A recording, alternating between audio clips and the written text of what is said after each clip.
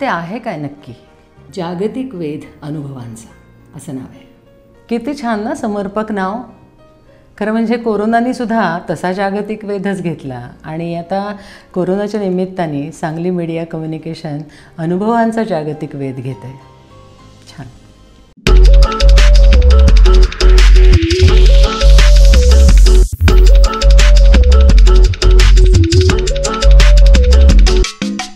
टाइमाला चालून घेऊन करोनाचा वार, एवढासा हा व्हायरस झाला माणसावरती स्वार. टाइमाला चालून घेऊन करोनाचा वार, एवढासा हा व्हायरस झाला माणसावरती स्वार. मास्क घाला, हात धुवा, मास्क घाला, चांगली सोय आहे ना रे यार. टाइमाला चालून घेऊन करोनाचा वार, एवढासा हा व्हायरस झाला माणसावरती स्वार.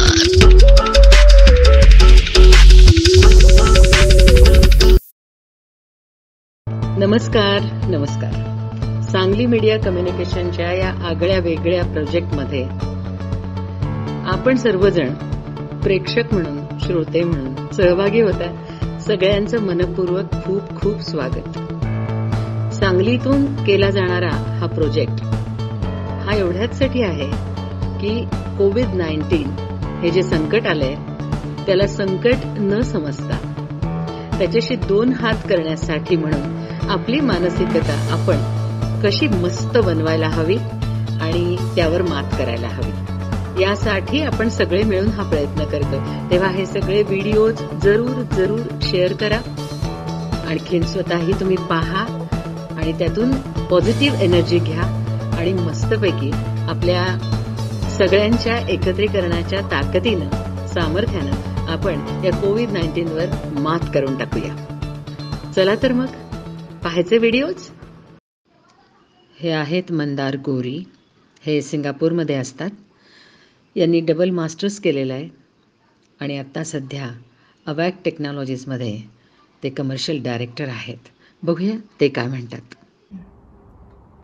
नमस्कार, मी मंदार गोरी.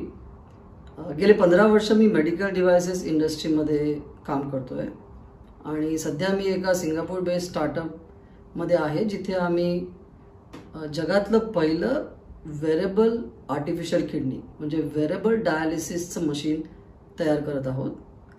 तर जसं की सध्या आपलं डायलिसिसचं मशीन एका फ्रीज साईजचं असतं आणि डायलिसिस करण्यासाठी पेशंट्सना सेंटरमध्ये जायला लागतं 3 वेळा आठवड्यातून आणि ऑलमोस्ट 4 ते 5 तास ही ट्रीटमेंट चालते. तर त्याऐवजी आम्ही एक डिव्हाइस तयार केलं आहे जे वेरेबल आहे की ते एका स्लिंगमध्ये घालून patients dialysis on the go म्हणजे कुठेही आणि कधीही करू शकतात. आज जगभरात 30 लाख किडनी फेल्युअर पेशंट्सना डायलिसिसची गरज आहे आणि याच्यावर प्रत्येक वर्षी जवळजवळ 7 लाख करोड एवढा खर्च केला जातो ट्रीटमेंटसाठी. आणि भारतामध्ये घेतलं तर 10 लाख पेशंट्सला खरी डायलिसिसची गरज आहे, पण अवघे 1 ते 2 लाख पेशंट्सलाच ही ट्रीटमेंट सध्या मिळते आणि त्याची बरेच कारणं आहेत आणि मेन कारणं म्हणजे की लॅक ऑफ ॲक्सेस आणि lack of affordability. Typically dialysis पेशंट्सना आठवड्यातून 2 ते 3 वेळा सेंटरमध्ये जाऊन ट्रीटमेंट घ्यायला लागते आणि या प्रोसेसमुळे त्यांची नेहमीची लाईफस्टाईल तर खूप डिस्टर्ब होतेच आणि प्लस क्राऊडेड प्लेसेसमध्ये जाऊन आणि सेंटरमध्ये जाऊन इन्फेक्शन कॅच करण्याची रिस्कसुद्धा बऱ्याच प्रमाणात वाढते. आणि आत्ताच्या कोविड-19 म्हणजेच कोरोना व्हायरस सिच्युएशनमध्ये dialysis patients are facing a lot of challenges.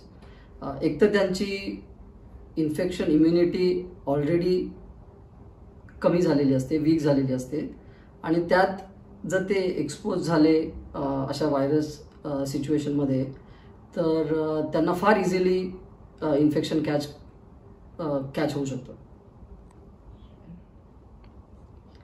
आज जगभरात गव्हर्नमेंट्स डायलिसिस केअरला सेंटरमधून होम बेस्ड म्हणजे घराकडे मूव्ह करण्याचा प्रयत्न करत आहेत, पण लेटेस्ट टेक्नॉलॉजीज सुद्धा अप्लाय करून ते त्या स्केलमध्ये शक्य होत नाही आहे. त्यामुळे artificial kidney, wearable artificial kidney, implantable kidney किंवा आर्टिफिशियल इंटेलिजन्स, डेटा मायनिंग अशा वेगवेगळ्या एरियाजमध्ये भरपूर इनोव्हेशन चालू आहे. आणि कोविड-19च्या सिच्युएशनमुळे हे या एरियाजमधलं इनोव्हेशन बरंच ॲक्सेलरेट होत आहे आता. आणि मोर अँड मोर गव्हर्नमेंट्स आणि more and more companies are focusing on innovating to move the care from the centre to the homes of the patients. त्यामुळे मला असं वाटतं की बऱ्याच इंडस्ट्रीजला नेगेटिव्ह इम्पॅक्ट झाला आहे या करंट सिच्युएशनमुळे. पण असे बरेच एरियाज आहेत आणि असे बऱ्याच इंडस्ट्रीज आहेत आणि एस्पेशली मेडिकल डिव्हायसेस, हेल्थकेअर या इंडस्ट्रीजमध्ये इनोव्हेशनवर जास्त आता फोकस देत आहेत. आणि आय थिंक की coming out of this pandemic we will be much stronger as a society, as a community and as an industry.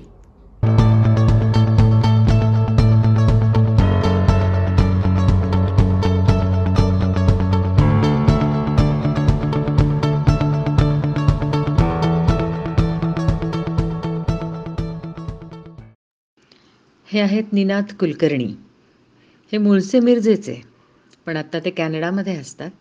त्यांनी US मधून मेकॅनिकल इंजिनिअरिंगमध्ये मास्टर्स केलेलं आहे आणि आता CEM इंजिनिअरिंगमधून ते पॉवर अँड एनर्जी इफिशियन्सी सेक्टरमध्ये प्रोजेक्ट मॅनेजर म्हणून काम करत आहेत. बघूया ते काय म्हणतात. नमस्कार, मी निनाद कुलकर्णी. मी टोरंटो, कॅनडामध्ये राहतो. मी मेकॅनिकल इंजिनियर आहे आणि मी सध्या प्रोजेक्ट मॅनेजर म्हणून काम करतो CEM नावाच्या कंपनीमध्ये. आमची कंपनी पॉवर जनरेशन आणि एनर्जी एफिशियन्सी या फील्डमध्ये आहे. नॉर्थ अमेरिकामध्ये एक ट्रेंड आहे की इथं मोठमोठे साखर कारखाने असतील किंवा मोठमोठे मॉल्स असतील, अजून कुठले कारखाने असतील, ते स्वतःची इलेक्ट्रिसिटी, स्वतःची वीज स्वतः बनवतात आणि त्यांचे स्वतःचे पॉवर प्लांट्स असतात. तर आमची कंपनी अशा फॅक्टरीजना किंवा अशा मॉल्सना मदत करते इंजिनिअरिंग साईडमध्ये. आणि आम्ही एनर्जी एफिशियन्सी किंवा नवीन पॉवर प्लांट्स किंवा असलेल्या पॉवर प्लांटमध्ये अजून एखादे इक्विपमेंट ॲड करणे अशा प्रोजेक्ट्सवर काम करतो. तर ह्या सगळ्या इंडस्ट्रीज सध्या इसेन्शियल म्हणून सांगितलेल्या आहेत किंवा मान्य आहेत कॅनडामध्ये. तर हे सगळे प्रोजेक्ट्स सध्या आमचे अजून चालू आहेत आणि तसा डायरेक्ट इम्पॅक्ट अजून आमच्या कंपनीवर तरी पडलेला नाहीये. पण मला असं वाटतं की इकॉनॉमिकल इम्पॅक्ट हा ग्लोबल आहे आणि सगळ्या इंडस्ट्रीवर इव्हेंच्युअली पडणारच आहे. त्यामुळे मला असं वाटतं की एखाद्या वर्षामध्ये आमच्या कंपनीला सुद्धा हा इम्पॅक्ट हळूहळू दिसायला लागेल आणि थोडंसं काम स्लो होईल असं माझं अँटिसिपेशन आहे. तर नेगेटिव्ह म्हणायचे तर बेसिक सगळ्यात मोठा नेगेटिव्ह आहे की इकॉनॉमिकल इम्पॅक्ट. सगळ्या जगावर इकॉनॉमिकल इम्पॅक्ट आहे आणि जेवढ्या लवकर आय थिंक आपण हे ऍक्सेप्ट करू की पुढचे 1-1.5 वर्ष थोडे इकॉनॉमिकल इम्पॅक्ट असणार आहे, सगळ्या इंडस्ट्रीजवर दिसणार आहे आणि थोडंसं एक नवीन नॉर्मल आपल्याला ऍक्सेप्ट करायला लागेल. आणि हे सेम ॲज युज्युअल किंवा एक 6 महिन्यापूर्वी आपण जसं राहायचो किंवा जशी आपली स्टँडर्ड ऑफ लिव्हिंग होतं, इन्कम होतं, त्यावर थोडासा इम्पॅक्ट पडणार आहे. आणि जेवढ्या लवकर आपण ऍक्सेप्ट करू आय थिंक तेवढ्या लवकर ती एन्झायटी थोडीशी जी आहे थोडीशी कमी होते. दुसरा मेजर इम्पॅक्ट मी असं म्हणेन की लहान सहान गोष्टी ज्या आपण ग्रँटेड घ्यायचो की एखादं मूव्ही बघणे किंवा रेस्टॉरंटमध्ये जाणे किंवा खाली रन एक्सरसाइज करून येणे, अशा गोष्टी सुद्धा आता जेव्हा तुम्हाला करायला मिळत नाहीत तेव्हा त्याचं महत्त्व जाणवतं. आणि साधे एखादं ग्रोसरी स्टोअरमध्ये जाऊन एखाद्या आठवड्याची ग्रोसरी आणणे सुद्धा एक मोठी गोष्ट झालेली आहे सध्या. सगळं तयार होऊन जायला लागतं ग्लव्स घालून, मास्क घालून. तर ते नॉर्मल आय थिंक अजून मी मिस करतो आणि थोडंसं त्याचं महत्त्व आता मला जरा जाणवलेलं आहे. तर तो एक मोठा निगेटिव्ह इम्पॅक्ट मी म्हणेन. पॉझिटिव्ह पण खूप आहेत आणि आता या सिनारिओमध्ये आपण पॉझिटिव्ह राहायलाच हवं असं मला वाटतं. सगळ्यात मोठं पॉझिटिव्ह पर्सनली माझ्यासाठी असं आहे की आम्ही 6 महिन्यापूर्वीच US वरून कॅनडाला मूव्ह झालो आणि आमची खूप दगदग झाली होती. नवीन घर शोधणे, नवीन नोकऱ्या शोधणे, सामान घेणे, US मधून सामान आणणे. तर या दगदगीमध्ये एक थोडासा ब्रेक मिळाल्यासारखं झालेला आहे आणि थोडंसं रिकव्हरी व्हायला आम्हाला वेळ मिळाला आहे असं मला वाटतं. सध्या आम्ही वर्क फ्रॉम होम असल्यामुळं थोडीशी दगदग थोडी स्लो झाल्यासारखी वाटते.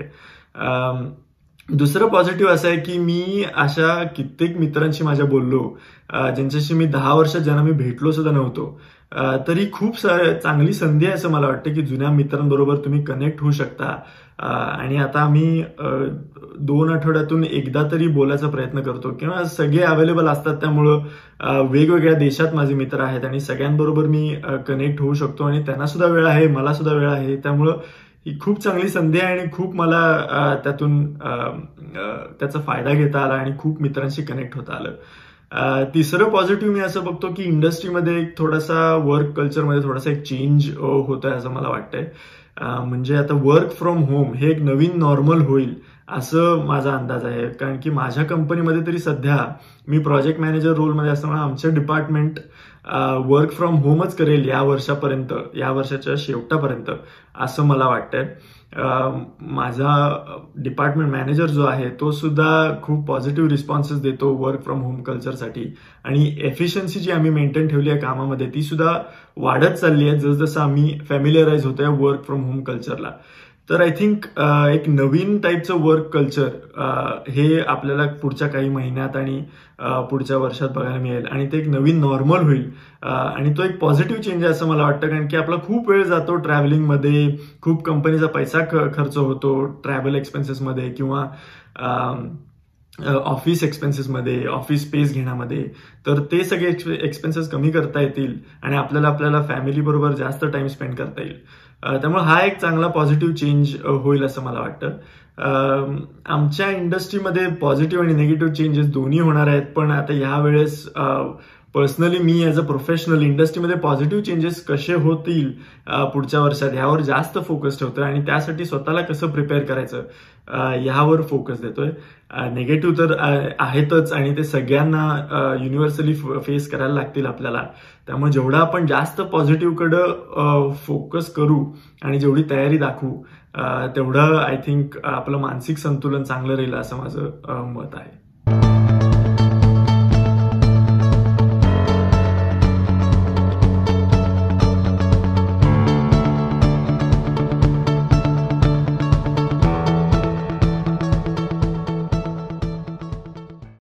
हे आहेत मंदार पांढरकर. हे मूळचे जळगावचे. डिलॉयट कन्सल्टिंगमध्ये अटलांटाला हे काम करतात. अत्यंत हसतमुख पद्धतीने जीवन जगणारा माणूस. बघूया तरी ते काय बोलतात आपल्याशी. नमस्कार, मी अमेरिकेतील अटलांटा शहरात राहतो. गेली काही वर्ष पुणे, मुंबई आणि इथे सुद्धा रोज ऑफिसला जाता येता पब्लिक ट्रान्सपोर्टमधली गर्दी, पोल्युशन, ट्रॅफिक यामुळे घरातूनच काम करता आले तर बरे होईल असे वाटायचे. कोणी चांगल्या आरोग्यासाठी योगासने, व्यायाम असा सल्ला दिला की वेळ नाही हे माझे नेहमीचे ठरलेले उत्तर. जेवणाच्या अनियमित वेळा, कॅन्टीनमधले जंक फूड, रात्री उशिरा घरी येऊन पोटभर जेवणे, लगेच झोपणे, शनिवार रविवारी हॉटेलच्या वाऱ्या यासारख्या आरोग्याला घातक सवयींनी आयुष्य अगदी व्यापून टाकलं होतं. मात्र यावर्षी मार्चमध्ये निसर्गानं, देवानं आणि नियतीनं जणू एकदम पवित्रा घेतला की आता बस म्हणजे बस. 40शीतल्या आमच्या पिढीनं युद्धजन्य स्थिती पाहिलेली नसल्यामुळे कोरोनाचे संकट आम्हाला खूप भयानक वाटते. नोकरी, व्यवसाय या संबंधीची चिंता, विजाची बंधनं, बंद असलेल्या विमानसेवा आणि सर्वात महत्त्वाचं म्हणजे अमेरिकेत या संसर्गाचा चिंताजनक प्रसार यामुळे आमचं आयुष्य सर्वसामान्य राहिलं नाही. मी तर अगदी 2च दिवसामध्ये कोरोना संबंधीच्या बातम्या आणि विशेषतः आकडेवारी बघणं सोडून दिला. घराबाहेर जायचं नाही हीच संधी मानून मी, माझी पत्नी आणि मुलगी आम्ही घरातच योगासने आणि व्यायाम सुरू केला. सामानाच्या कमतरतेमुळे हळूहळू रोजचा आहार आणि जिभेचे चोचले कमी केले. इथं दवाखान्यात येण्यास बंदी असल्याने आणि औषधांच्या कमतरतेमुळे घरच्या घरी वाफ घेणे, गरम पाणी, आयुर्वेदिक उपचार याद्वारे आम्ही प्रकृतीची विशेष काळजी घेऊ लागलो. अमेरिकेतल्या अखंड वीज पुरवठा, पाणी पुरवठा आणि इंटरनेट सेवा यांचा विशेष उल्लेख करायला हवा. लॉकडाऊनमुळे वर्क फ्रॉम होम माझ्या मनासारखे मिळाल्याने माझा ट्रॅव्हलिंगचा वेळ आणि त्रास दोन्ही वाचले. त्यामुळे मित्र आणि नातेवाईक यांच्याशी संवाद वाढवता आला आणि सर्वजण जवळ येऊन एकमेकांसाठी भावनिक आणि मानसिक आधार बनले. माणूस जेव्हा इंट्रोवर्ट होतो तेव्हा तो कलेतून व्यक्त होतो. आम्ही सुद्धा सिनेमा, नाटक, कविता, साहित्य यांचा आनंद घेतो. पूर्वी मी देवपूजा मंत्रपठण यासाठी वेळ देऊ शकायचो नाही, किंबहुना मीही त्या बाबतीत फारसा उत्साही नसायचो. पण आता रोज 30 ते 40 मिनटं मंत्रपठण आणि देवपूजा, ध्यान हे मानसिक समाधान आणि पॉझिटिव्ह एनर्जीसाठीची गरज बनलेली आहे. मला वाटतं करोनासारख्या संकटाच्या काळात मनुष्य आत्मपरीक्षण करतो आणि मृत्यूची भीती ही त्याला स्वतःतल्या षड्रिपूंवर मात करून अधिकाधिक चांगलं बनण्यासाठी उद्युक्त करते. जसे वेगवेगळ्या मदत नीतीसाठी कॉन्ट्रीब्युशन देणे, स्वतःच्या गरजा कमी करणे, स्वच्छता, दुसऱ्याचा विचार करणे, शेजाऱ्यांना मदत करणे, प्राणी पशुपक्षी यांच्यासाठी अन्न पाणी बाहेर ठेवणे हे आणि यासारखं कितीतरी. मला वाटतं उद्धरेत आत्मा आत्मानम या उक्तीप्रमाणे मनुष्याने स्वतः अजून चांगला माणूस बनण्याचा प्रयत्न करणं हेच बहुतेक कोरोनाच्या बाबतीत नियतीचं प्रयोजन असावं. तुम्हाला काय वाटतं? धन्यवाद.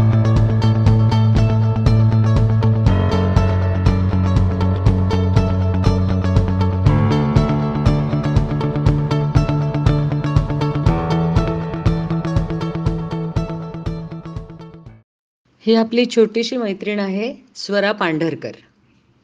7वीमध्ये डिकसन मिडल स्कूल अटलांटा इथे US मध्ये शिकते ती. आणि तिला अकॅडमिक एक्सलन्स इंग्लिश ऑलिम्पियाड असं एकदम प्रेशियस प्रेसिडेंट अवॉर्ड मिळालं आहे. त्यामुळे मंडळी आता ती काय म्हणते हे आपल्याला इंग्लिशमध्येच ऐकावं लागणार आहे. बरं चला तर मग बघूया काय म्हणते.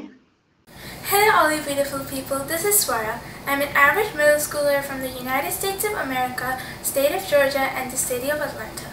Well, you might be like, Swara, state, city, location, doesn't matter. Any part of the world you're from, you're currently in a lockdown and we all are bored. There are many ways to get over your lockdown. Do some craft projects, do some body project, invest in yourself. But I personally think that Netflix and YouTubes are not the things to invest your precious time in. Netflix and YouTubes are supposed to be a motivation for you to work. They're supposed to be a reward you get from when you work. They are an entertainment source. They're not your permanent work. Don't let these things demotivate you from studies. Many people might say that digital learning is just digitally learning from home. But I think it's much more than that. Digital learning is all about the trust your teacher has on you. Don't let that trust go to wane, because their trust is very precious. Do your work first and create a routine where you always say work first, entertainment later. Many people are doing gratitude logs and stuff that tells that you're grateful for your good health and economic stable condition. But I really want you to say, am I really grateful for that, or am I just doing it for the sake of Instagram? I really want you to put your cell phones away, be grateful, be thankful, let your creativity touch the heights of sky, let your imagination set free. I want you to connect with your loved ones who unfortunately might not be with you to support you in this difficult time. Use them as moral support. Be strong. Cherish old memories and try to create new ones that you can cherish later on and tell the future generations about. Don't let this time be the darkest time of the history, but let it be the brightest days of your life. I know many parks and public places are opening and they're encouraging you to go there. I really want you to stay at home, stay safe, stay productive, and do not go outside and try to avoid contact as much as possible. Thank you. Bye.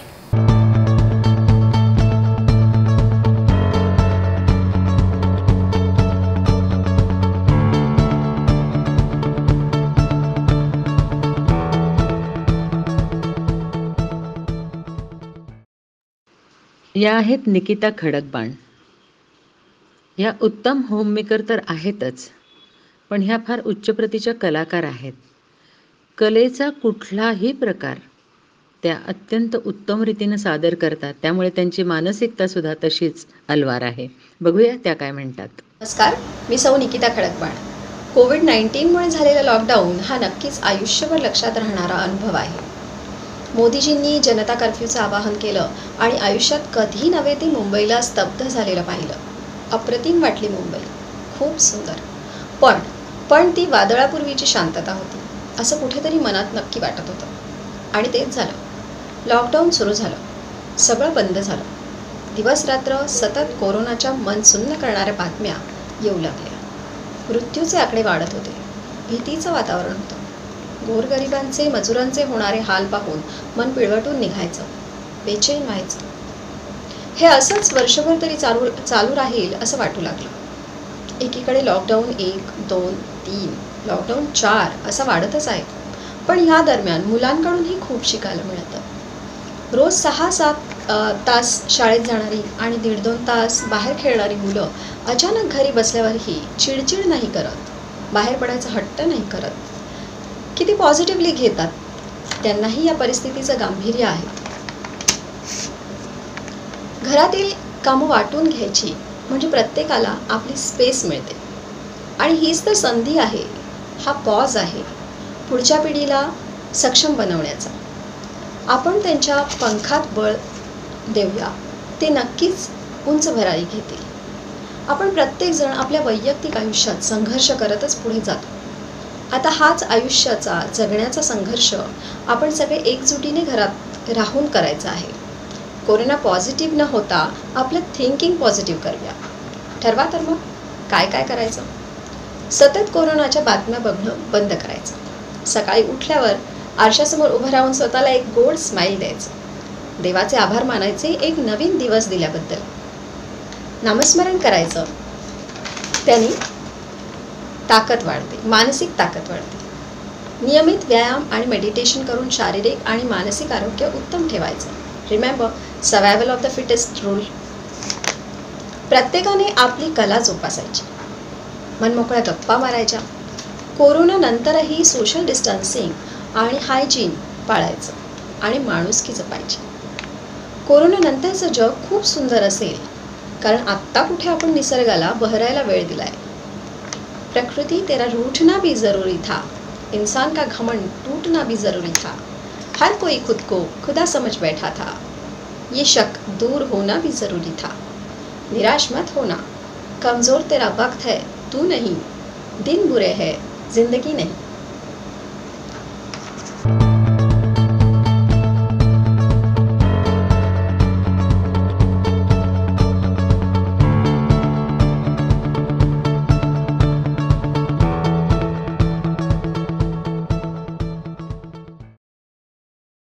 आहेत chef Sharvari Amit Gokhale.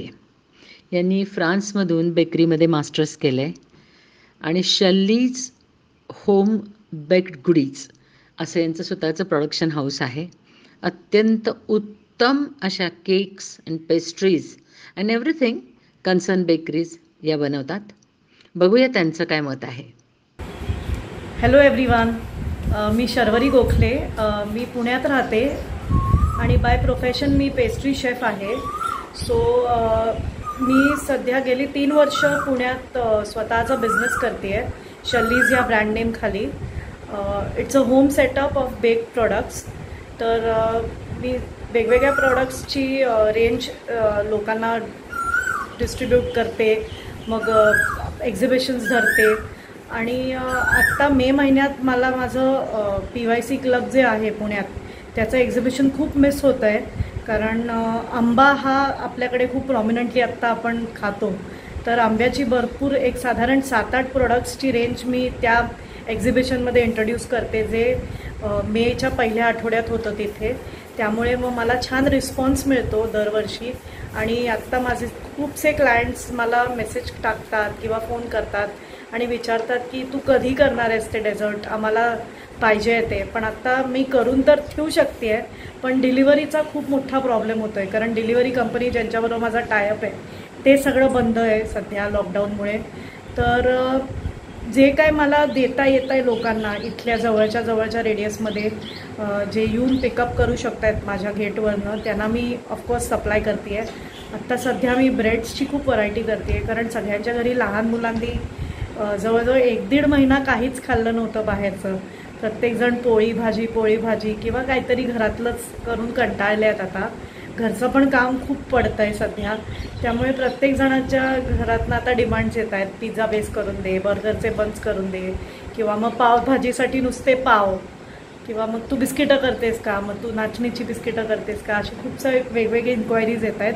आणि thankfully माझी society खूप मोठी आहे, त्यामुळे मला आत्ता माझा वेळ जो फक्त घरच्या कामात जात होता आणि मला खूप गिल्टी वाटत होतं की मी काहीच करत नाही आहे माझ्या बिझनेससाठी, तर त्याच्यात मी या लॉकडाऊनमध्ये हेच शिकले की आपल्याला ही जी काही सिच्युएशन आहे ती सगळ्यांनी एकत्र येऊनच सॉल्व करायची आहे.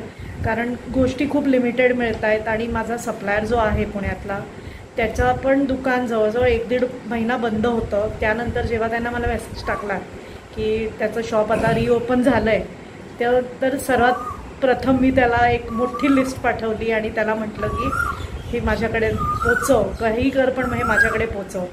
तर ऑलमोस्ट 1 आठवडा लागला ते पण करायला आम्हाला, त्यामुळे तुम्ही समजू शकता की किती त्याच्यात सगळा वेळ गेला असेल. पण ठीक आहे, हे निघून जाईल हळूहळू, आपण सगळे मिळून याच्यावर पण मात करू, जशी आत्तापर्यंत इंडियन्सनी खूप केलेली आहे, सगळ्यांनी सगळे प्रॉब्लेम्स सॉल्व केलेले आहेत. सो थँक्यू व्हेरी मच आणि be positive, stay home, stay safe. Thank you.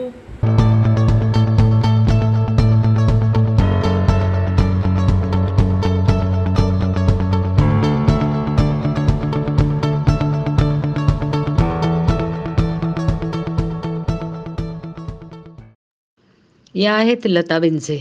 या मुंबईमध्ये असतात. यांना चतुरस्र म्हणण्यामागचं कारणही तसंच आहे. सुरुवातीला त्यांचा मुलगा 10वीत जाईपर्यंत त्यांनी घर सांभाळलं, संसार सांभाळला आणि त्यानंतर मग त्या करिअरमध्ये गेल्या. वनिता समाज नावाची एक महिलांसाठीची जी संस्था आहे 81 वर्षापूर्वीची, त्याच्या त्या 16 वर्ष ट्रस्टी होत्या. ब्राह्मण सहाय्यक संघ, ज्यांचं धन्वंतरी म्हणून हॉस्पिटल आहे, AC हॉल्स आहेत लग्नाचे, तिथं त्या कार्याध्यक्ष म्हणून काम करतात. गाणं त्यांना प्रचंड आवडतं. कैलासवासी पंडित यशवंत देव आणि शोभना फडके यांच्याकडे त्या सुगम संगीत तर शिकलेल्या आहेतच, पण गीता कोट्टियान यांच्याकडे आजही त्या संगीत शिकतायत. त्या एक उत्तम निवेदिका आहेत. रेडिओवर वनिता मंडळ आणि त्यासारखे असंख्य कार्यक्रम त्यांनी केलेले आहेत आणि TV वर ग्राहक हितगुजमध्ये तर मुलाखती त्या घ्यायच्याच, पण अशाच कितीतरी ठिकाणी कितीतरी वेगवेगळ्या मुलाखती त्यांनी घेतलेल्या आहेत.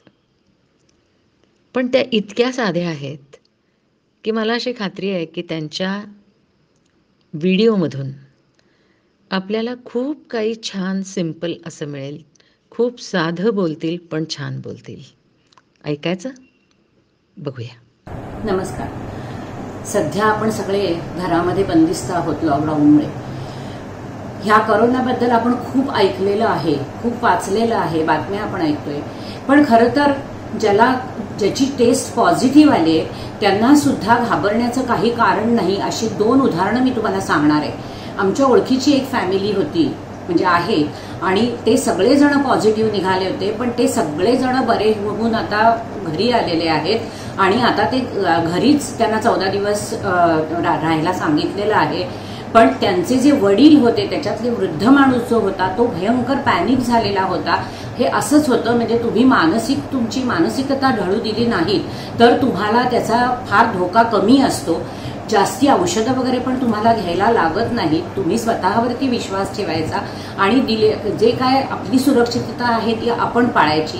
आता ते सगळे बरे झालेले आहेत, म्हणजे आता ते क्वारंटाईनमध्ये आहेत, होम क्वारंटाईनमध्ये. दुसरं एक उदाहरण आहे की तो पेशंट, त्याच्या 2दा पॉझिटिव्ह टेस्ट आल्या, पण 3री टेस्ट जी निगेटिव्ह आली, तो पण 3 आठवडे हॉस्पिटलमध्ये होता. पण त्यांनी असं सांगितलं की मी माझं व्यायाम रोजचा अगदी व्यवस्थित करत होतो. त्या हॉस्पिटलचं जे जेवण व्हेजिटेरियन फूड जे मला मिळत होतं ते मी खात होतो. त्याच्यानंतर घरून तुम्हाला काही आणायला परवानगी नव्हती, पण माझ्याबरोबर 50 लोक होते, त्याच्यातले 45 जण बरे होऊन घरी गेले. त्यांची निगेटिव्ह टेस्ट आली. जे 5 होते ते इतर काही कारणांनी त्यांना हॉस्पिटलमध्ये राहायला लागलेलं होतं. याचा अर्थ की तुम्ही मानसिक तोल आपला ढळू न देता ह्या आजाराशी जर सामना केलात तर तुम्हाला धोका नाहीये. तुमची सुरक्षितता फक्त तुम्ही पाळा, घरात थांबा, बाहेरच्यांशी संपर्क येऊ देऊ नका. आपल्याला सगळेजण हेच सांगतायत आणि म्हणूनच मी तुम्हाला हे 2 अनुभव शेअर केले की घाबरण्याचं कारण नाही. हे ह्याच्यातून आपण हा काही म्हणजे एकदा पॉझिटिव्ह टेस्ट आली म्हणजे आता सगळं संपलं असं होत नाहीये. हे आपण त्याच्यातून बाहेर पडू शकणार आहोत, पडणारच आहोत. त्याला जास्ती औषधं पण नाहीये. तुम्हाला पॅरासिटामॉलच देतात किंवा व्हिटॅमिनच्या गोळ्या देतात. तेव्हा ही काळजी तुम्ही घ्या की तुम्ही बाहेर पडू नका, घरात थांबा आणि पॅनिक होऊ नका. सगळ्या परिस्थितीत घरातल्या वृद्ध माणसांना सांभाळा. एवढंच माझं सांगणं आहे. जाता जाता गुरु ठाकूर यांच्या काही ओळी तुम्हाला मुद्दाम सांगते की गुरु ठाकूर यांनी ह्या सद्यस्थितीला साजेशा अशा ओळी आधीच लिहून ठेवलेल्या आहेत. त्यांचं म्हणणं, असे जगावे छाताडावर आव्हानाचे लावून अत्तर, असे जगावे छाताडावर आव्हानाचे लावून अत्तर, नजर रोखुनी नजरेमध्ये आयुष्याला द्यावे उत्तर, पाय असावे जमिनीवरती कवेत अंबर घेताना, हसू असावे ओठांवरती काळीच काढून घेताना, संकटासही ठणकावून सांगावे, संकटासही ठणकावून सांगावे, ये आता बेहत्तर, नजर रोखुनी नजरेमध्ये आयुष्याला द्यावे उत्तर. धन्यवाद. पाहिलेत का व्हिडिओ? कसे वाटले? असे कितीतरी व्हिडिओ अजून रोज आपल्यापर्यंत पोहोचणार आहेत. कितीतरी वेगवेगळे अनुभव आपण शेअर करणार आहोत. आणखीन एक गोष्ट मला आपल्याला सांगायची आहे. आपल्याकडे जर असे एक्साइटिंग अनुभव असतील, कोविड-19च्या काळात प्रत्येक माणसाकडे एक अनुभव जमा झालाय, तर आपण मला कॉन्टॅक्ट करू शकता. आपणही या ठिकाणी व्हिडिओतून सर्व लोकांशी संवाद साधू शकता. माझा नंबर आहे 8055-722-799. धन्यवाद. भेटू पुन्हा पुढच्या एपिसोडमध्ये.